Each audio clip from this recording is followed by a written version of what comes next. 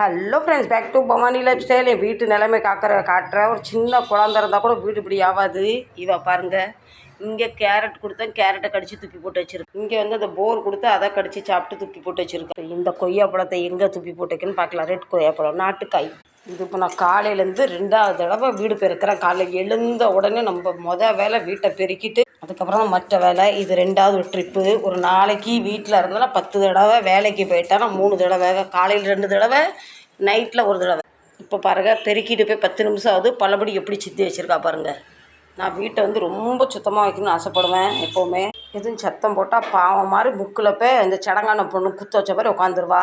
அதுக்காக நான் தண்ணி தெளித்து விட்டுட்டு எதுவும் கண்டுக்கிறதே இல்லை. நீ எப்படியும் போகணும். இப்போ கொஞ்சம் நாளாகவே பிள்ளைக்கு வந்து பயங்கர முடி கொட்டுது ஃப்ரெண்ட்ஸ். இன்றைக்கி முடி வெட்ட கூட்டு போகிறோம். தெரியுங்களா, இதெல்லாம் விஸ்கியோட முடியாங்க. இதெல்லாம் இதில் பாருங்கள், பாதி இங்கே விஸ்கியோட முடினா, பாதி இந்த புது தொடப்போன டஸ்ட்டு.